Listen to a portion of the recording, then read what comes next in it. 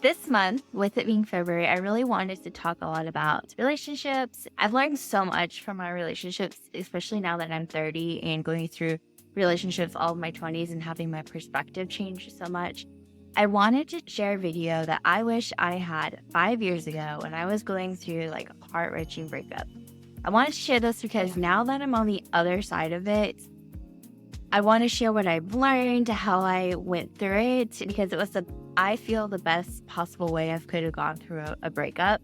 And now that I see the light at the end of the tunnel and how differently I feel, I hope to give some encouragement to those of you that are going through like a breakup right now and hopefully inspire you to think about it a little bit differently, as hard as it is, but just knowing that no matter how hard it hurts, there's so much more life for you to live outside of that relationship. And now is the perfect opportunity for you to reestablish yourself, reinvent yourself. So, for backstory, 5 years ago in 2020, me and my ex broke up, and it was one of the hardest breakups. He was part of my life for 3 years of my 20s, from like 23 to 26.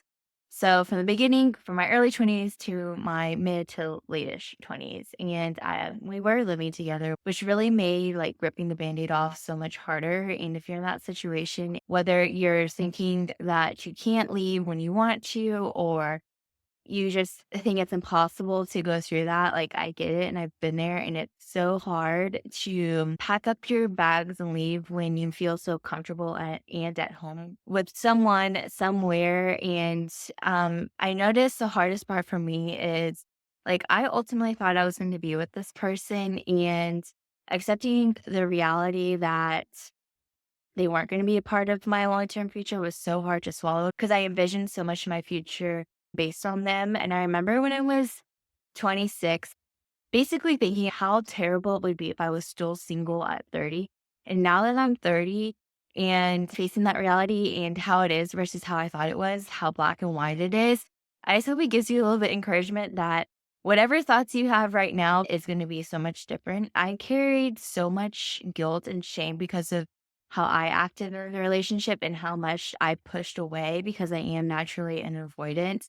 And just realizing that I was emotionally immature for being in such a serious relationship and carrying that guilt, like in all the what if questions, just really ate me when I was like in the midst of feeling so sad about the loss in of itself. Because in the moment, and even looking back, he really, really was like a great guy to like be with. So it's like the realization that I just threw away a good thing when in reality, that's really not what it is. And I'll go into that later in the video. But just being so hard on myself for being so emotionally immature about different things and not being my best self.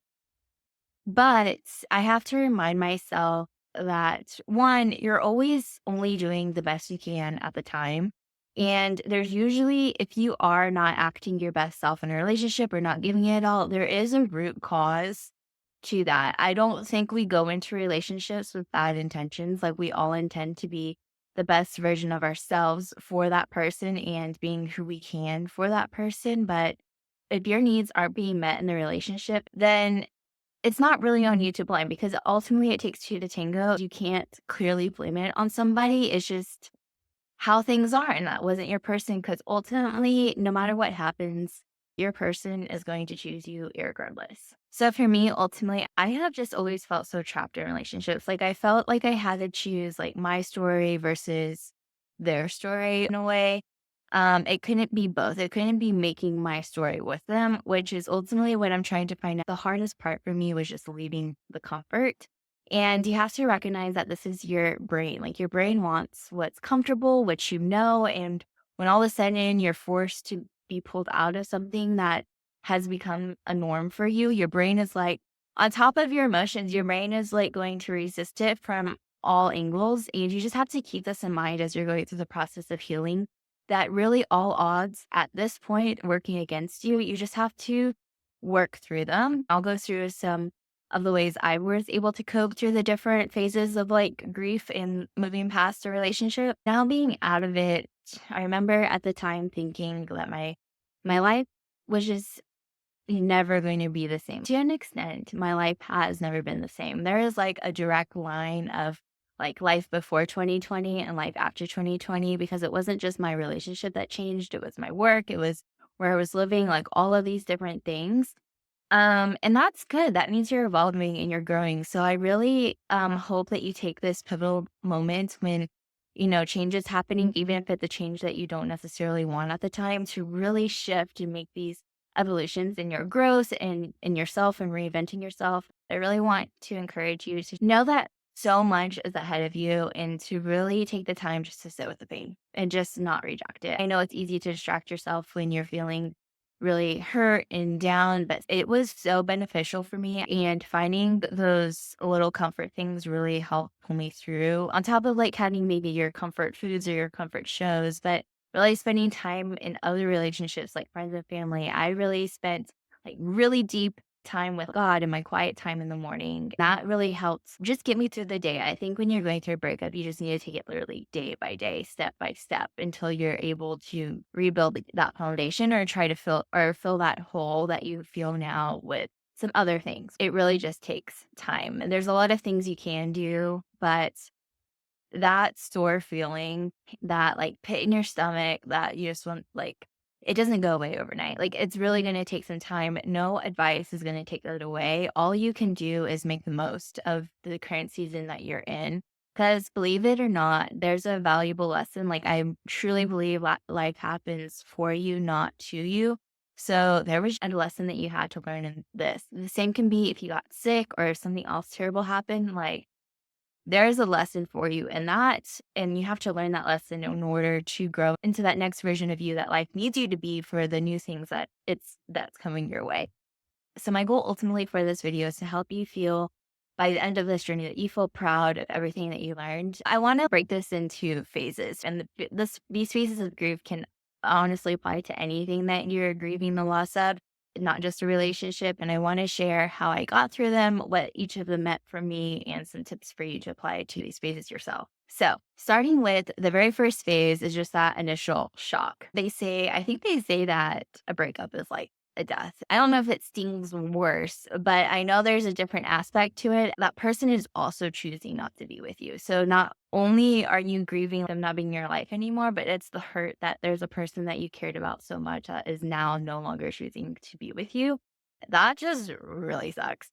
I realize there's an identity shift of being like with somebody and now you're single because significant others can mold you in so many different ways and they can mold how your life plays out. And so you do have to grieve who you were with them and now, step into the territory of becoming someone that you have to become now. So for me, the shock and the initial grief actually lasted for about 6 months. And I think I'm a little bit different because I am an avoidant. So take what I'm saying with a grain of salt. At the end of the day, we all have our different timetables of moving through things. But I remember at the beginning, like the first 6 months, I was just trying to get through the day. Like it hurt and I had my moments of just like breaking down, but I don't recall like ever sobbing in bed or anything like that. I did carry on with my life and I think it helped because I did move into a different place. So I was distracted, like I was in a new environment. And so I focused on work. I really focused on my routines, like my working outs, my evening walks with my dog really helped. But I do recall like after that initial 6 months that I did hit this wall where the grief just like came over me and I was like crying in a pillow. I was like, why am I doing this? Like we broke up. It seemed like a while. Like 6 months is a long time. Like, why is this hitting me like a brick? And I think it was because I just pushed down so many emotions and feelings so that I could just get through the day. And I think everyone just handled grief a little bit differently. But some key things is you have to remember whenever those big waves of grief hit you that you're not with them for a reason. And so going back to them is not the answer. If anything, it's just going to delay your growth. It's going to delay you moving on. And it's really just going to, I feel like it really truly holds you back in life. If you break up, do not play that game of getting back together, breaking up. It's just, give it at least a year. If you break up, like, give it time and see how things unfold and really like give yourself a set date that you're not going to contact that person. Like you're done. If y'all have called it off, call it off. Let your yes be yes, your no be no.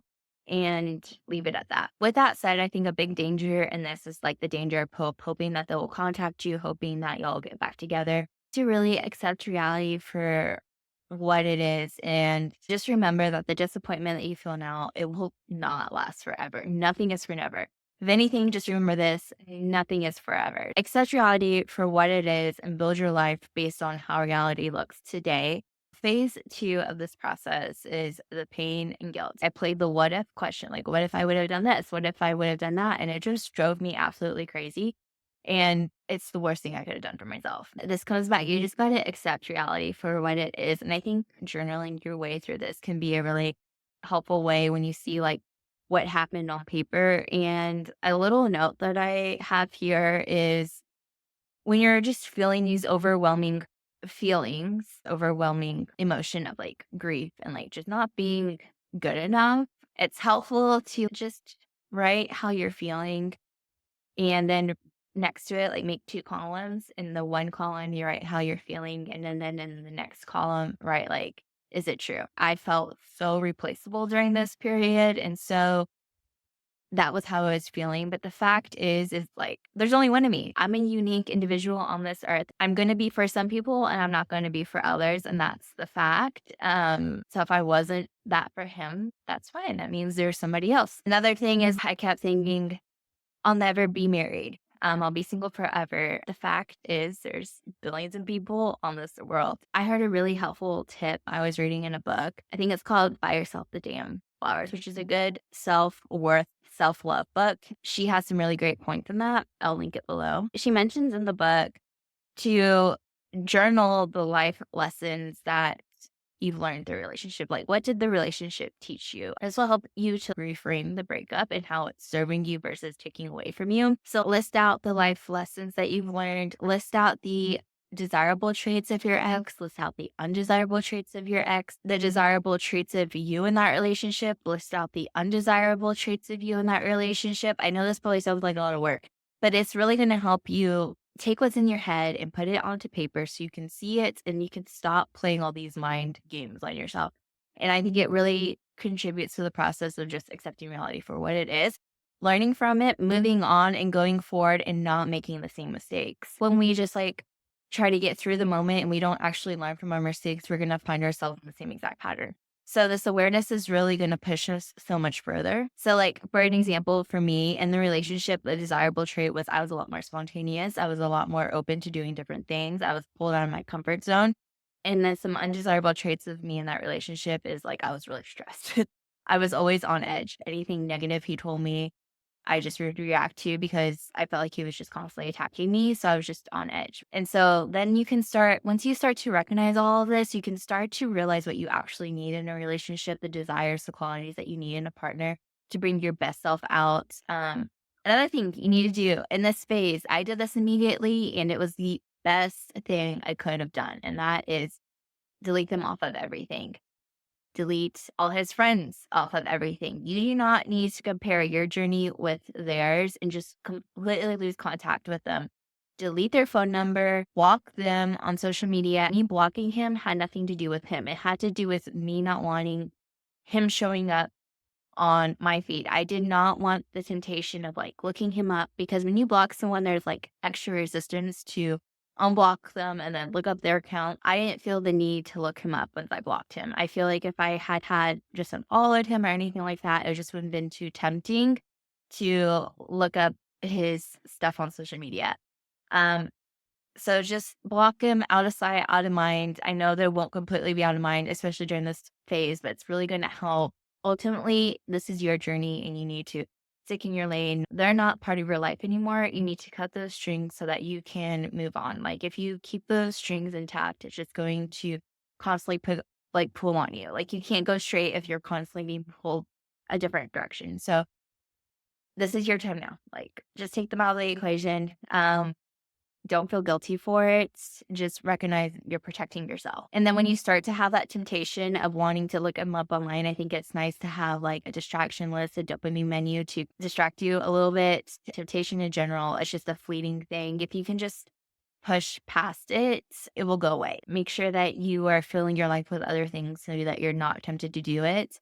for me, whenever I was tempted to check his social media, I would read or do something like that. Like I would take myself out of my own world for a little bit or like watch TV or do something like you really want to do. Like I like watching YouTube. And so just watching some vlogs like that would pull me out of that temptation. So just make a list of things that you can do when you're feeling tempted or make like a dopamine menu, some things that will make you feel happy when you're feeling that temptation. Do not follow your impulses. Your impulses are going to be driving you crazy.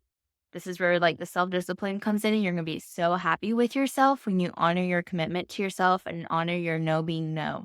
The third phase, after we settle into reality a little bit, the third phase I would call is depression. You are a little bit mopey. I remember feeling like the world was just a little bit duller and not doing things with him that I usually did with him. Like going to the grocery store wasn't as fun because I was doing it by myself instead of with like my ex. Because that's something we used to do together. So there's like certain things that are just going to make you miss them. You're going to feel like life is just isn't the same without them. And to an extent, that's true. But remember that you will ultimately start building your life afterwards, and those things will just subside as time goes on. This is a good sign when you're hitting this phase because you're on like the back end of your healing journey. This is really the last step before you start to move forward. Again, let yourself feel into it, have your routines, your comfort things to really help you spend a lot more time with friends and family when you're going through this. Just healthy coping mechanisms when you start to feel really down. And it's okay to be sad. Just allow yourself to be sad. You don't have to constantly push it away. And if you've cut all ties and you've done everything, and you've done the most you could throughout the other two phases, this phase will be a lot easier to get through. I also leaned into working on myself, strengthening my strengths, also digging into some of my weaknesses and working on those as well. I did a lot of work in the Enneagram during this time, knowing how I'm wired. Like this breakup was the catalyst to the life I'm living now. I changed careers, then I started the business. And then I went nomad for a little bit. So I traveled the US. I like stayed in different Airbnbs. I did that for like 6 months. Literally put my stuff in storage and went like on a 6 month road trip. Best time I've ever had in my life. I got really close with my family. I got really close with my friends. I say this to show you like the opportunities that are within reach for your own journey. You have cut ties with somebody and it hurts, but now you're so much freer to do what you want to do, especially if like you're single with no kids and like have no ties. The opportunities that I have are like endless, and that just fills me up with so much contentment and fulfillment in my day to day life. Not only living life the way I am today, but like looking forward to so many different things. Like in a few weeks, I'm going to Italy and I'm doing it solo. I remember I wanted to do this trip with my ex, and he was against it because of like cost and whatnot. I wouldn't have even done these trips if I was still with him. So there's so many positive things that can really come out of such a heart wrenching experience. And the very last phase, you are just moving forward in life. Even to this day, I still will sometimes think about my ex. I will still have moments when I miss him. Some things will like still play in my mind of like, I don't know if I'll find that kind of love again, but I have to remind myself that once you open your heart to like loving somebody, once you've experienced that, I feel just like the love you get from like your mom and dad, that kind of love you won't be able to feel that with anything else. So the love that you have for your family, only your family can feel it. So the love that you have for like a significant other or a spouse, only they can feel that. So I think I'm going to have like this open wound until I find somebody else that's going to fill that place in my heart. But life doesn't have to suck while I'm like waiting for that. My happiness doesn't depend on that. Like I'm still filled with so many other things. It's just is a little bit sore. Yeah, but is it an open wound? Not at all. Like you can poke at it and it's not going to hurt me. But I do have those moments where I just get a little bit sad. And that's just the truth. Like life is just so dynamic and our emotions are so dynamic. Everyone's going to be so different. This isn't a black and white process. So I just wanted to share that for transparency. But when I was moving forward, this is when I became really passionate about life design, intentional living, and just really being aligned with my life. It's really important to ask yourself if you're kind of stuck, like, what is going to make you happy? Even if it sounds bizarre, something bizarre I would have told you like a few years ago is packing my stuff up, putting it in storage, and traveling the US for 6 months. But I did it. It was something I wanted to do, and I did it, and I would not trade that experience for anything. Give yourself space to dream now that you have this new open window of opportunity that is going to present so many different opportunities for you. So now that I'm 30 and 26-year-old would have like shattered at the idea of being single at 30, I can truly tell you that I honestly love being alone. The idea of a relationship is going to have to take someone really special for me to give up what I have now and like give up my time, my energy to pour that into somebody else, because the life that I've built now, I just love so much and I would not give it up. And 26-year-old me would have never thought that for 30-year-old me. She would have just like died at the idea of being single. But at the end of the day, you have to take control of your healing, your growth. This is your time to not only grieve the past, but also look forward to the future, build the future that you really want for yourself. If you're looking for more inspiration or insights into relationships, in April, I'll be doing a masterclass with some experts in the relationship space, and I'll also be sharing for the rest of the month a lot of relationship things, both on my YouTube and my Instagram, so you can follow me on Instagram. You can follow me here. I'm new here, but I will continue posting once a week for you guys. Let me know in the comments your thoughts, what content you would like to see on this if you're interested in learning more. So I hope that you guys stick around, but I wish you the very best on your healing journey.